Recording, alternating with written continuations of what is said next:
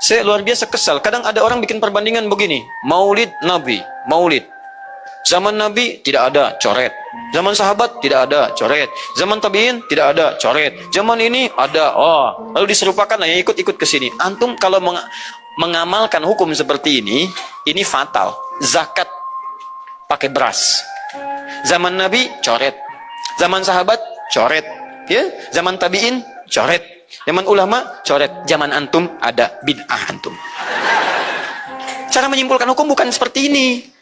Lihat turunannya, lihat dalilnya, lihat pemahamannya, lihat turunan-turunan fikihnya.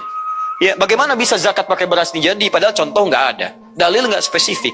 Ayo coba temukan. Nabi zakat pakai beras, temukan. Kalau antum menemukan, Masya Allah, saya bermohon kepada Allah supaya Allah mempercepat hajinya antum dan masuk surga tanpa hisab.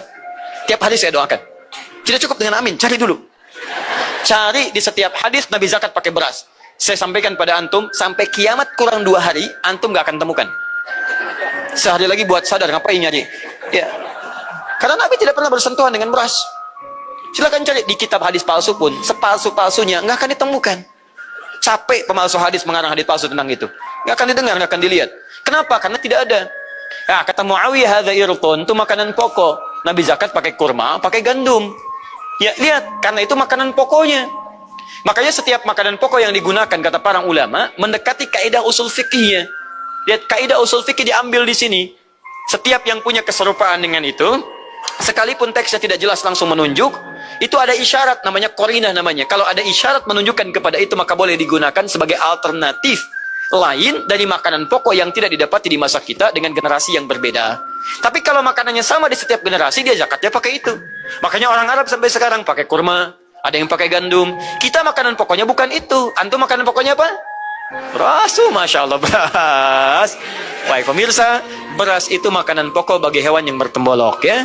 Ayam, bebek itu beras. Baik, makanan kita nasi. Dan nasi bersumber dari beras. Baik, nasi bersumber dari beras. Jadi kalau kita ingin zakat pakai beras, boleh tidak? Nah, lihat bagaimana cara pendekatannya. Dalil belum ditemukan aslinya. Seperti maulid tadi, menyikapi dengan taklim macam-macam, nggak ada nas aslinya. Tapi korinahnya ditemukan, sama-sama makanan pokok, sama-sama taklim, sama-sama meminta untuk ikut ajaran, sama-sama mereka ingat tentang Nabi SAW. Maka semua hukum itu kita terapkan, jadilah hukum terapan dalam kehidupan kita. Paham? Dan itu tidak disebut dengan bid'ah. Jelas ya? Bid'ah. Alhamdulillah. Tapi kalau yang rame-rame tadi, yang tidak jelas ya, hanya menghabiskan anggaran, makan-makan tidak karuan, meyakini ini itu dan sebagainya, saya tidak sepakat dengan itu. Saya tidak sepakat. Allah Ta'ala alam bisawab.